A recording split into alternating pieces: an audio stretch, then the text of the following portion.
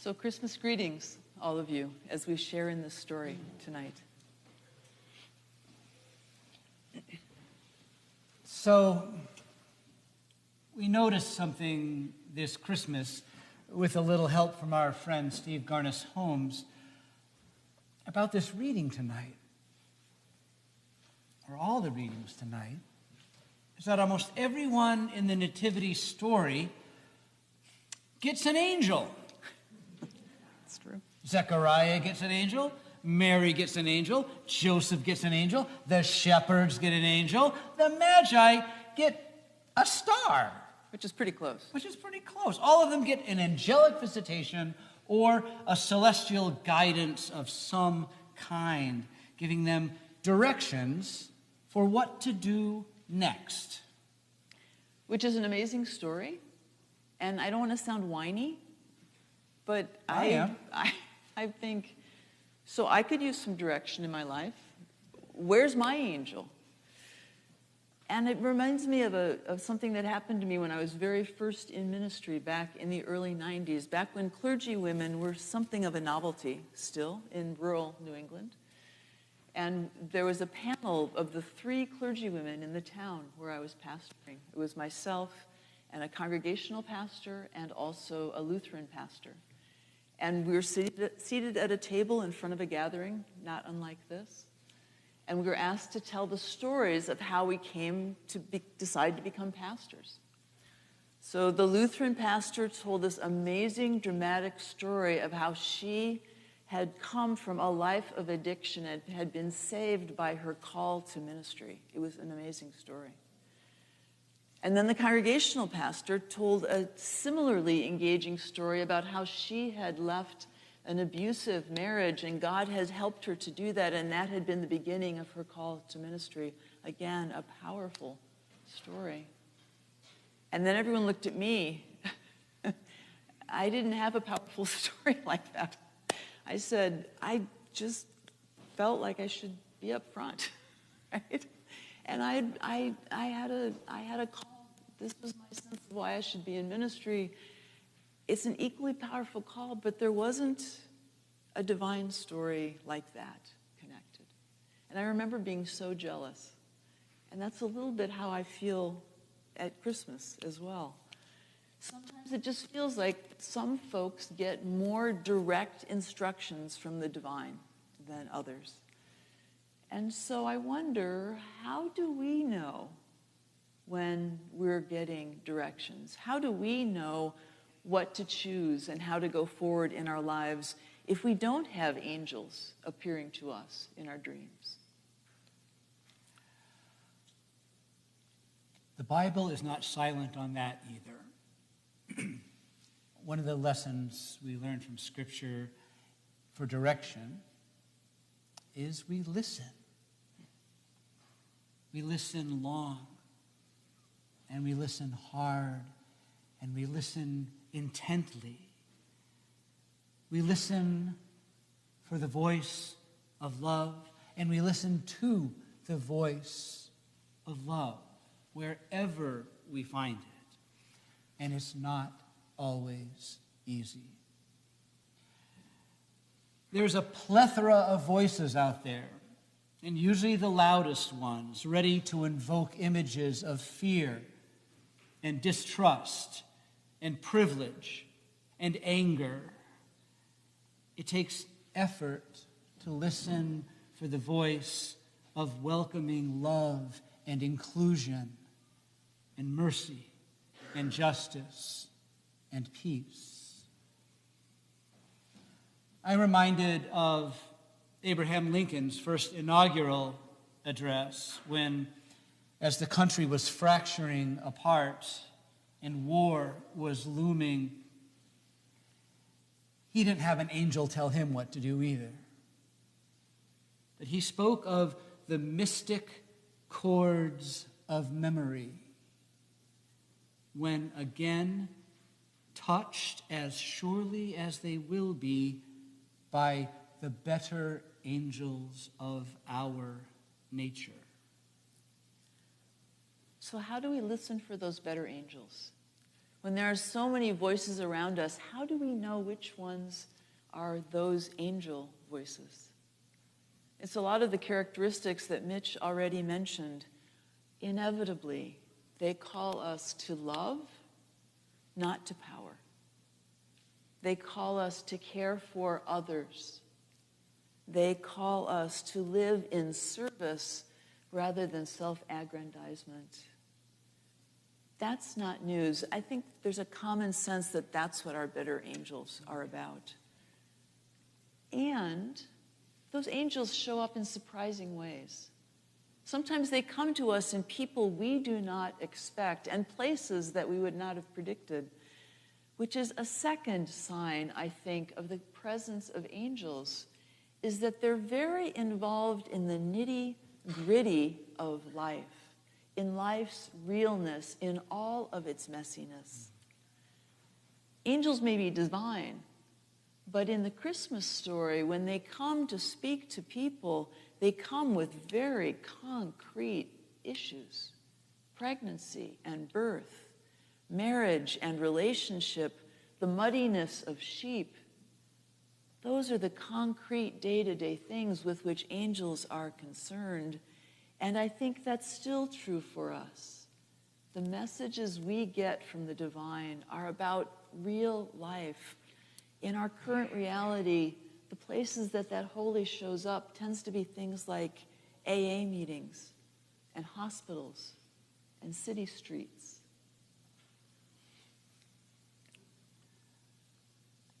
I guess I had kind of an angel story this month then, if you describe it like that. In the real-life grit of Leahy Hospital, where I'm a part-time chaplain there, I see a lot of better angels in the nurses and the docs and the technicians and the food service workers and the cleaning crews that make a hospital work. But the moment that stood out for me this Christmas season was a lovely Episcopalian patient who had been in hospital for an unexpectedly long time, with a long series of tests and then a complicated surgery and then the upcoming extended rehab at another facility where she was not going to be going home. And she told me, "I can't be here so long. I need to be home. I have Christmas responsibilities." And then she was quiet, and she looked at the bank of pumps and the tubes and the wires coming out of her, and she gave me this wise and wry smile and said, "Maybe I just have one Christmas responsibility this year, is to let my family love me even when I'm not useful." I heard in her voice a part of the Christmas angel's message to us. Let yourself be loved. To be loved apart from your to-do list. To be loved apart from how busy or important you are. To remember that God looked with favor on Mary's lowliness, Scripture says, not her usefulness, not her calendar. I wonder if the angel saying to the shepherds, perhaps because they were unuseful enough to actually be looking up and listening while everyone else was too busy.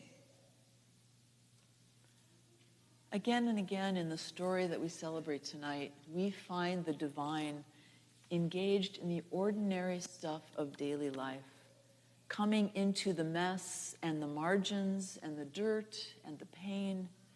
Even when it seems that things are not useful, that's where God brings redemption.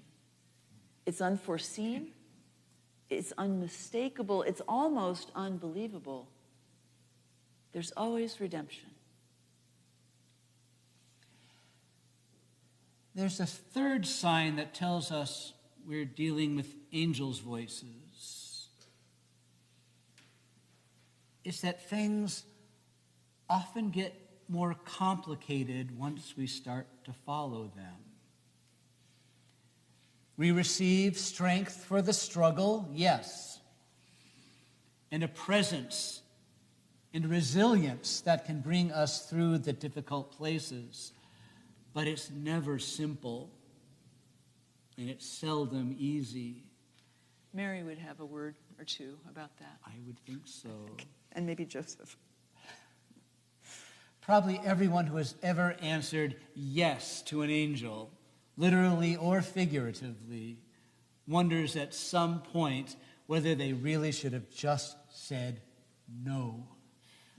Certainly life would have been simpler, but so much less whole and holy. And when I look back on that clergy panel, I didn't really know deeply the stories of those other two women. But I expect that this sign of the angel was true for them too. Healing an addiction, leaving an abusive relationship is freeing, but it's never easy. They needed all the strength and all the God presence they could get to take the journeys that they needed to take to wholeness. And in my own way, in my own story too, once I started that journey towards seminary, life got a lot more complicated rather than a lot less complicated. I'll tell you that story some other time, maybe. We can tell you that story if you buy us a beer. It's a lot easier. So if you are wondering where your Christmas angel is, listen. And listen together. That's why we do this church thing. We come together to listen. We come together in prayer and in song and in silence. We gather as community to listen for the holy among us and within us. We sit tight, and together we trust God will show up. Not that God showing up will make everything easy. No, actually, generally not. Right.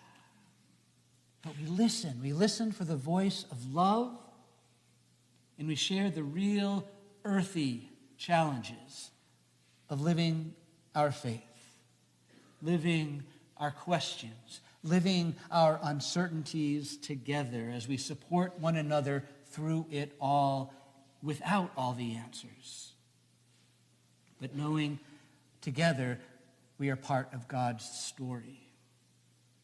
And we listen until we recognize how we can help love be born in ourselves and in the world. We want to end by sharing with you a poem by Cheryl Lowry, who says this more eloquently than we do. So hear these words from her. She writes, "The story tells us this is all it takes for love to be born.